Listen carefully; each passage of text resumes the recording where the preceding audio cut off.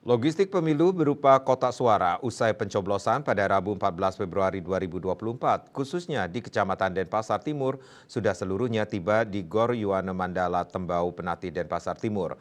Proses penghitungan ulang akan dilaksanakan pada 17 Februari 2024 mendatang.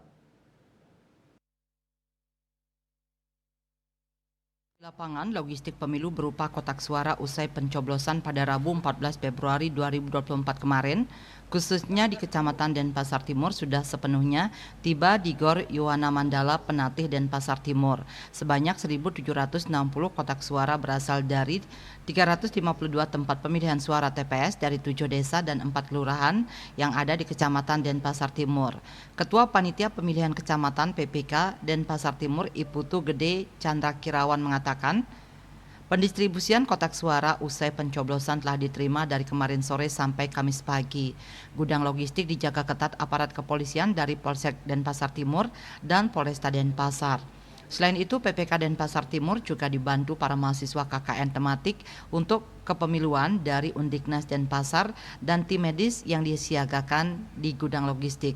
Proses rekapitulasi akan dimulai pada Sabtu 17 Februari 2024 mendatang. Kami di Kecamatan Denpasar Timur, yaitu di sini dipusatkan yaitu gudang itu logistik kotak suara dari hasil pencoblosan setelah pencoblosan di TPS di masing-masing desa. Di Kecamatan Denpasar Timur itu ada 7 desa dan 4 kelurahan, itu terdiri dari 352 TPS.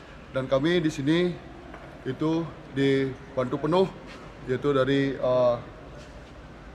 Polsek Denpasar Timur, Polresta Kota Denpasar, dan juga itu ada dari tim medis dari kesehatan yang juga membackup kami, begitupun dari KKN Undiknas, KKN tematik untuk kepemiluan.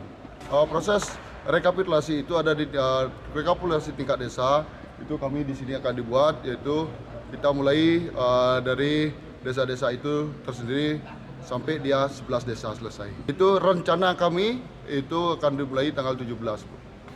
Penghitungan dan rekapitulasi suara merupakan salah satu proses penting dalam penyelenggaraan pemilihan umum pemilu. Maka dari itu prosesnya harus diawasi dengan cermat dan ketat. Sukma, Bali TV.